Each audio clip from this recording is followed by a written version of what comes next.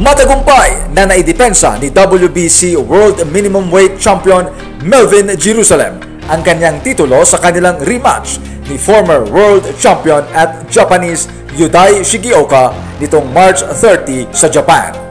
Pagkalipas ng isang taon matapos makupo ang corona sa Japan, ay pinatunayan ni El Gringo Jerusalem na mas superior ang kanyang boxing skills kumpara sa challenger na si Shigeoka. Simula sa opening bell ay impresibo na ang performance ng defending champion. Accurate ang kanyang mga suntok, lalo na ang kanyang right straight na laging tumatama sa mukha ng challenger. Kitang-kita na nahihirapan ang Hapon na makapatama ng kanyang mga counter punches dahil sa depensa ni Jerusalem at mahusay na footwork nito. Pagsapit ng 7th round, naghiyawan ang mga boxing fans sa Aichi Sky Expo sa Tokonami, Japan nang makita nila na bumagsak si Shigeoka at inakala na knockdown. Subalit nadulas lang daw ayon sa referee.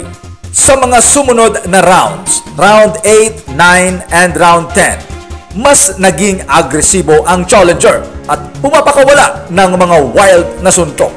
Sinusugod na nito ang Pinoy champion, subalit bigo na makapatama ng mga solidong suntok. At sa 11th at 12th rounds, ilang mga kombinasyon ng suntok ang ipinatikim ni Jerusalem kay Shigeoka.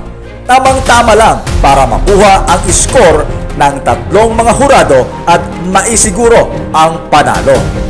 Panalo si Melvin Jerusalem via unanimous decision at naidepensa ang kanyang WBC minimum weight title sa ikalawang pagkakataon. Nalasap naman ni Yudai Shigeoka ang kanyang pangalawang pagkatalo sa kanyang boxing career, lahat sa kamay ni Jerusalem. Samantala, umangat ang boxing record ng 31-year-old champion Melvin Jerusalem sa 24 wins, 3 losses at 12 wins by knockout. Congratulations, El Gringo Melvin Jerusalem, sa matagumpay na pagdepensa ng WBC minimum weight title sa bansang Japan.